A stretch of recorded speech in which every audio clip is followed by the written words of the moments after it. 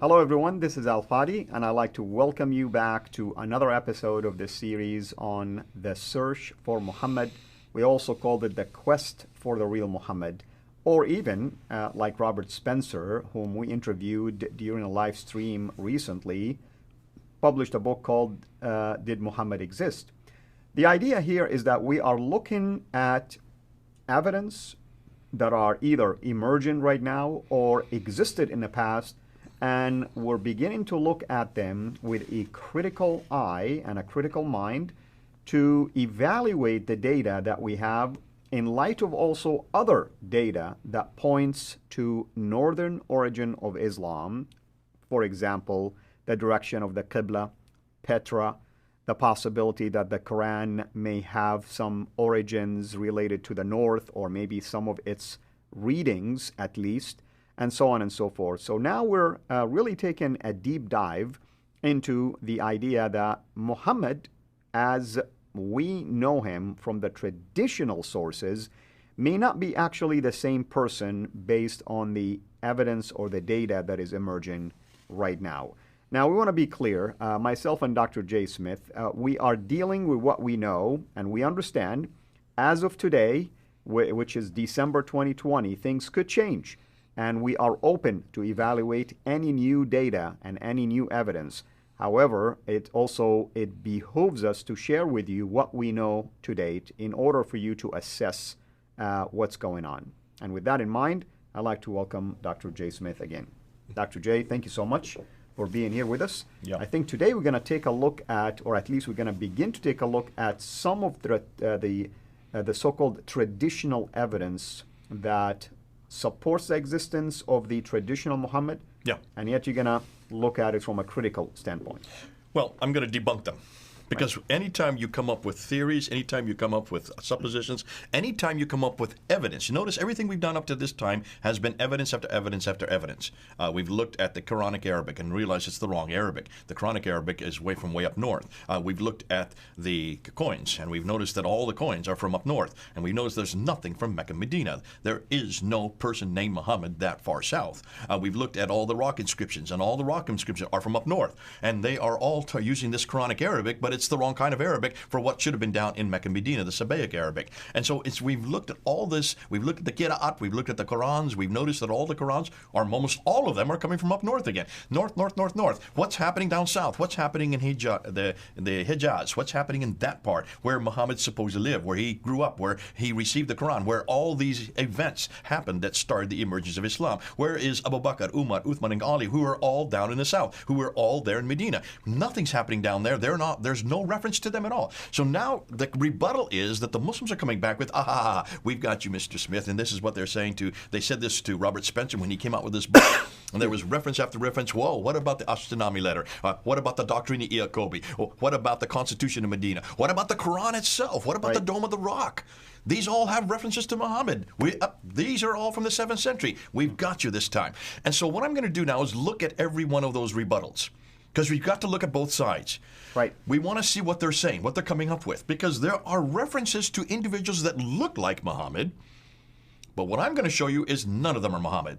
And I'm going to show you it isn't from that period, and it is from that place. These things that they're got. Let's start with the first one, and let's go right to the Ashtiname letter. Let's go ahead and look at the slide, put it up there. You can see it there on the right.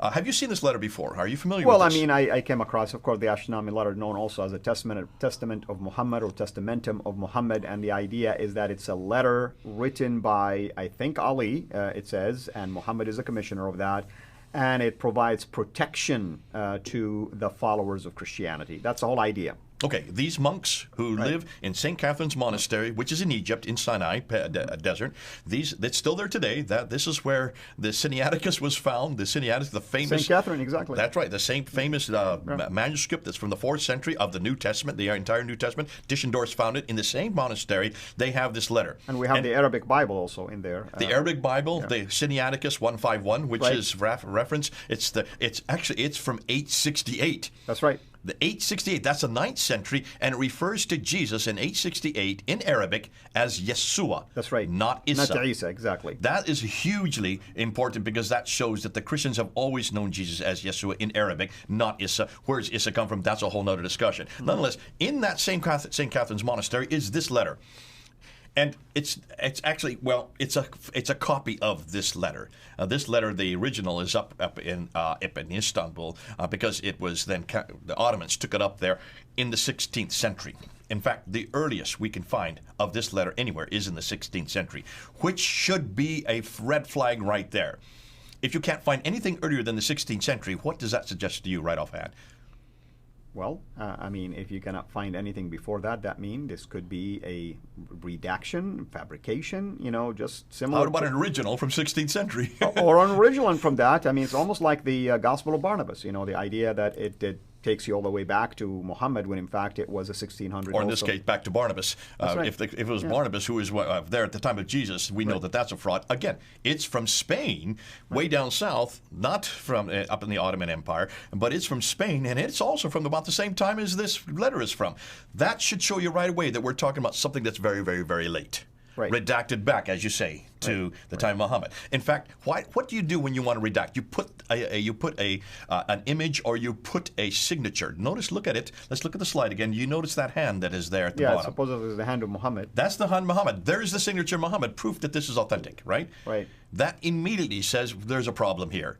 But let's go through. Let's what now? So when is this attributed to? Look at the slide. It is from St. Catherine's Monastery, promising the protection of these monks and other privileges, which is interesting because the privileges are there completely contradict what we see in the traditions. Again, there's a problem. There seems to be an agenda here.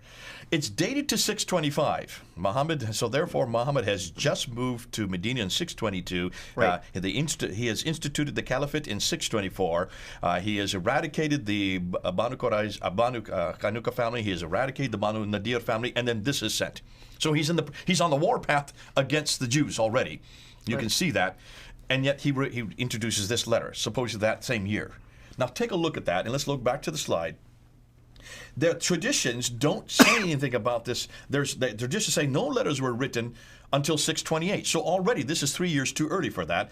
And those letters were only sent to Medina. Only sent to Medina, which means, hold on a minute, he's in Medina.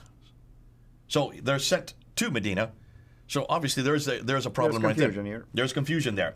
We do know that Ibn Sa'd in 845 refers to 47 letters that Muhammad wrote. I didn't even know that he could write. Possibly this could be written by his secretary, Zayd ibn Thabit. Nonetheless, we know of 47 writings that he refers to in 845. You're talking the 9th century here. This one is not mentioned among those 47. So if it was such an important letter, why was it not mentioned? And we know of no letter that was sent up to Egypt. What's fascinating is take a look at it again. You see a minaret on the right side there. Yes. Can you see it? There's a minaret there. There's a mosque and there's a minaret there, right? Minarets were not created till the 9th century. So how can you have a minaret there in 625, in the 7th century? Yeah. They were not really used until the 11th century. Boy, I'm catching now what you got. I know, so this is itching. This is a historical anachronism right there within the picture. That is visible. Interestingly, it says it uses the reference to Sultan, but that was not used until Mahmud Ghazana used that between 998 and 1030. That is the 10th and the 11th century. That's 350 years. It's a title, basically. It's a title, yeah. And that was not used for another 350 years. So there's another historical anachronism. It also mentions a mosque. In fact, it shows one right there. Yet in Egypt, there were no mosques until 641. And then it talks about the jizya rate, that it was decided by Christians. Christians deciding their own jizya tax? I've never heard of that, of course. Is that anywhere in the traditions? No one wants to pay jizya anyway. And would you be the one who are imposed upon it? Would you be the one that decides on what you pay? And not only is it illogical, it confronts exactly what the traditions are saying. Notice everything is confronting what the traditions say, and it's confronting history. Let's continue. Look at the slide. It refers to Malak Muqara, which is the angel of proximity. That is a Sufi saying that was first introduced by Mutnabi in 965. That's the 10th century. That's Al-Mutanabbi. He's a very famous... 340 years, much too late. So can you see? fascinating, it also refers to Christian, Egyptian, and medieval Arabic. This kind of Arabic, and if you look at it, you see it has different kinds of Arabic that are included on that. These were never used down in the Hijaz for one very good reason. There were certainly no Christians that far south. The Egyptians were much too far north to be using that down in the Hijaz. And medieval Arabic doesn't begin to appear until the 9th century. So in every case, these all have to happen after the 9th, 10th, and 11th century. And in this case, fascinating, the demi-laws that are introduced in it began centuries later, such as repairing churches and the forced marriages. So all of this shows that this is a much later rendition. So when do you think this was written? Oh, I can't give you that answer already. It appears to be a later writing. And when 16th century? What was happening in the 16th century?